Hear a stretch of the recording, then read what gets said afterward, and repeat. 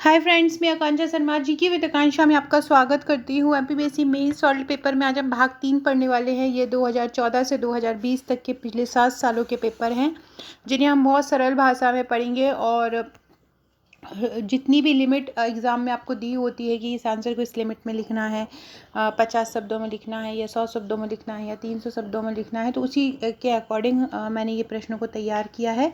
और ये 7 सालों के पेपर है 2014 से 20 तक। इसके 2 भाग कर चुके थे। आप प्लेलिस्ट में देखिएगा, एमपीपीएससी मेंस प्लेलिस्ट में आपको पूरे मेंस के वीडियोस मिलेंगे। फिर आप मेंस सॉल्व पेपर की प्लेलिस्ट में देखेंगे तो आपको इसके जो पुराने 2 भाग हैं वो मिल जाएंगे। 2014 से 2020 तक है और 2018 का हम कर रहे थे, जिसमें से हमने 3 नंबर के क्वेश्चन पूरे कर लिए थे और 6 नंबर के क्वेश्चन कुछ कर लिए थे, कुछ हम आज करेंगे। तो चलिए स्टार्ट करते हैं।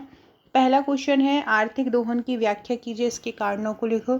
फ्रेंड्स, आप हमारा ये सॉल्व पेपर जो हस्तलिखित है परचेज़ भी कर सकते हैं। इसकी सॉफ्ट कॉपी भी अवेलेबल है और इसकी हार्ड कॉपी भी अवेलेबल है। दोनों ही कॉपीज़ अवेलेबल है, जो भी आप लेना चाहें ले सकते हैं। हार्ड कॉपी अगर आप मेंस के नोट्स के साथ लेते हैं, अगर आप हमारा मेंस का पैकेज लेते हैं, मेंस के पैकेज में जिसमें आपको 41 बुकलेट मिलती हैं, जिसमें 12 बुकलेट 3 नंबर की, 29 बुकलेट 5 और 11 नंबर की मिलती हैं, उनके साथ अगर आप हमारे सॉल्व पेपर की 8 बुकलेट मिलते हैं तो सॉल्व पेपर में आपको डिस्काउंट मिल जाएगा। तो पूरा का पूरा अगर आप पैकेज पढ़ लेते हैं तो आपका एक मेंस का ये पूरा कोर्स हो जाएगा और इससे बाहर कोई क्वेश्चन नहीं जाएगा। साथ में हम आपको इसके 25 व्हाट्सएप के ग्रुप प्रोवाइड कराते हैं, वहाँ भी आपकी तैयारी कराई जाती है। वहाँ भी मैं तरह तरह के प्रश्न उत्तर आपको बना के जो भी सिलेबस के अकॉर्डिंग है, सिलेबस के जितना भी क्वेश्चन है वो कवर करवाती हूँ। इसमें भी पूरा का पूरा सिलेबस आपको कवर किया गया है और भी अतिरिक्त कोई क्वेश्चन करंट अपडेटेड बनता है तो भी मैं इन ग्रुप में आपको दे देती हूँ। तो अगर आप हमारा ये पैकेज लेना चाहते हैं तो आप मुझे व्हाट्सअप कर सकते हैं। व्हाट्सअप नंबर ये दिया हुआ है। भारत में ब्रिटिश शासन के समय भारतीय उत्पाद का वह हिस्सा जो जनता के उपभोग के लिए नहीं था, मतलब ऐसा हिस्सा जो जिसे जनता उपयोग नहीं कर सकती थी और उसको ब्रिटेन में भेज दिया जाता था और मतलब हमारा सामान और इंग्लैंड में भेज दिया जाता था। तो वो जो और भेज दिया जाता था, उसके बदले हमको कुछ प्राप्त नहीं होता था, मतलब भारत को कुछ प्राप्त नहीं होता था जो सामान हमने इंग्लैंड भेज दिया। तो वो जो उस सामान को दादा भाई नौरोजी ने धन निष्कासन या आर्थिक दोहन की संज्ञा दी। इसका मतलब क्या है कि ऐसा हिस्सा या ऐसा धन जो हमारे भारत से इंग्लैंड की ओर भेज दिया जाता था, जिसके लिए हमें कोई मूल्य प्राप्त नहीं होता था, उसको क्या संज्ञा दी? आर्थिक दोहन या धन निष्कासन की संज्ञा दी गई। दादा नौरोजी ने इसके 6 कारण बताए। क्या कारण थे आर्थिक दोहन के? भारत में विदेशी नियम और प्रशासन। भारत में विदेशी ही नियम बनाए थे, विदेशी में ही प्रशासन चल रहा था। अब उन लोग को जो भी सही लगता था तो वो अपने देश में पहुंचा देते थे। आर्थिक, इसमें धन के साथ साथ व्यक्ति भी होते थे। कोई कुशल कारीगर है तो उसको भी वहाँ पे पहुँचा दिया जाता था।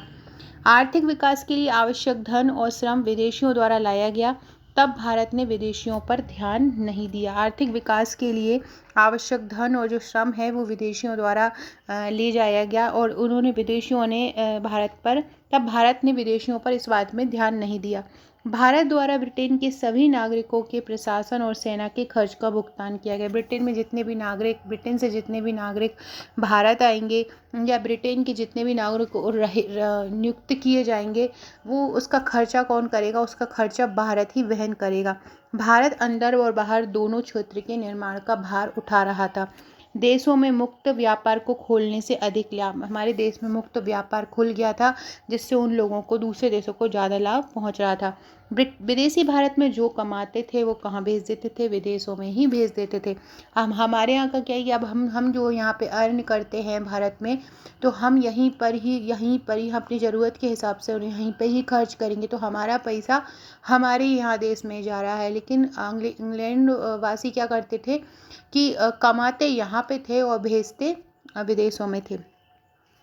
निष्कर्षतः क्या हुआ? आर्थिक दोहन के कारण भारत में पूंजी संचय नहीं हो पाया और गरीबी बढ़ती गई। इस प्रकार उस समय ये 6 नंबर का क्वेश्चन आया था, तो हमने इस प्रकार से उस आंसर को मेंशन किया। अगला क्वेश्चन है रामकृष्ण मिशन के सामाजिक शैक्षणिक योगदान का सविस्तार वर्णन करो। इसकी ये भी 6 नंबर का क्वेश्चन है। फ्रेंड, डिस्क्रिप्शन बॉक्स में आपको हमारे WhatsApp, Telegram, Facebook, Twitter, Insta की लिंक मिल जाएगी, उसको ज्वाइन कर लीजिएगा। बहुत ही इंपॉर्टेंट अपडेट वहाँ पे आपको मिलता रहेगा।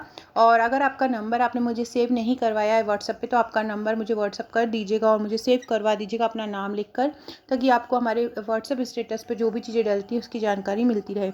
रामकृष्ण मिशन की जो स्थापना हुई थी वो कब हुई थी? 1887 में हुई थी। और इसके स्थापक कौन थे, मतलब फाउंडर कौन थे?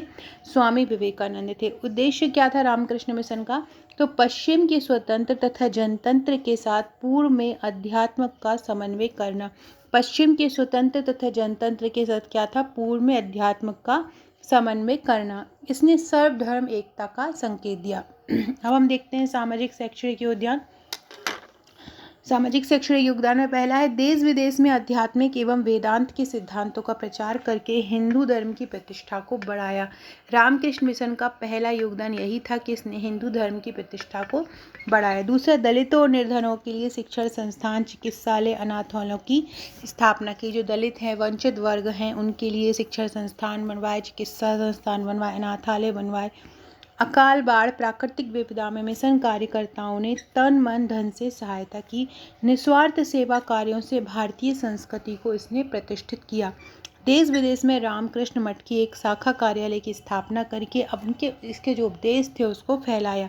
निष्कर्षतः विश्व मिशन द्वारा हिंदू धर्म को विश्व धर्म के रूप में बना दिया। इस प्रकार हिंदू धर्म के प्रतिष्ठा बढ़ाने में, हिंदू धर्म के लिए योगदान देने में इसका बहुत बड़ा हाथ था। अगला क्वेश्चन है कुंवर सिंह पर टिप्पणी लिखो। अगला क्वेश्चन कौन सा है? अगला क्वेश्चन है कुंवर सिंह पर टिप्पणी लिखो। तो 1857 ईस्वी के प्रथम भारतीय स्वतंत्रता संग्राम के सिपाही और महानायक थे। अन्याय विरोधी थे और स्वतंत्रता प्रेमी थे। इनका जन्म 1777 में जगदीशपुर में, मतलब बिहार के जगदीशपुर में हुआ था। और बिहार जगदीशपुर से ही इन्होंने क्रांति का नेतृत्व कहा।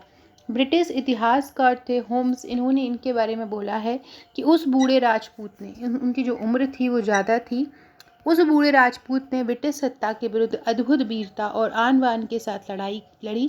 यह गनीमत थी कि युद्ध के समय कुंवर सिंह की उम्र 80 वर्ष थी। अगर वह जवान होते तो शायद अंग्रेजों को 1857 में ही भारत छोड़ना पड़ता।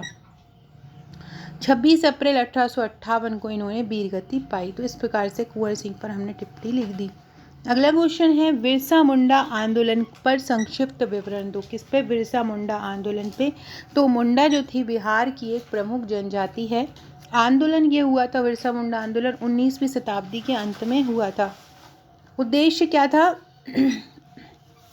दिकू जमींदारों द्वारा हत्याए गए आदिवासियों की कर मुक्त भूमि की वापसी, जिसके लिए आदिवासी लंबे समय से संघर्ष कर रहे थे। दिकू जमींदारियों ने दिकू जमींदारों द्वारा आदिवासियों की जो भूमि है उसको हत्या लिया था, जिसकी वापसी के लिए ये संघर्ष किया गया था। नेतृत्व किसने किया? नेतृत्व बिरसा मुंडा ने किया। वह आदिवासियों की दयनीय हालत को देखकर उन्हें जमींदारों और ठेकेदारों के अत्याचार से मुक्ति दिलाना चाहता था। इसलिए उन्होंने इस आंदोलन को उग्र बनाने के लिए अधिक से अधिक नवयुवकों को संगठित किया। और 1895 में 7000 आदिवासियों ने संगठित होकर शोषण के विरुद्ध विद्रोह किया था। यह विद्रोह लगभग 5 वर्षों तक चलता रहा। बिरसा की मृत्यु के बाद ही यह शांत हुआ। निष्कर्षतः भारत की अधिकांश जनजातियों में जब किसी की तरह की कोई राजनीतिक चेतना नहीं थी, उस समय मुंडा विद्रोह एक सशक्त राजनीतिक घटना के रूप में हमारे सामने आता है। यह विद्रोह जो है मुंडा जनजाति की राजनीतिक चेतना का प्रतीक है। उस समय कोई सत्ता नहीं थी, कोई आदिवासी या कोई ऐसा नेतृत्व करता नहीं था। तब बिरसा मुंडा सामने आए और उन्होंने इसको एक चिंगारी दी और एक राजनीतिक चेतना और लोगों को जागृत किया। तो इस तरह ये बिरसा मुंडा आंदोलन भले ही कोई सफल निर्णय नहीं दे पाया हो, लेकिन इसने लोगों में जागरूकता पैदा करने में एक महत्वपूर्ण योगदान दिया। तो इस प्रकार अब हम अपना आंसर लिख सकते हैं। सो फ्रेंड्स, ये था हमारा आज के question.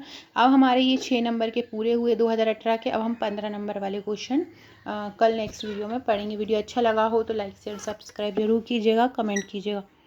Okay friends, thank you.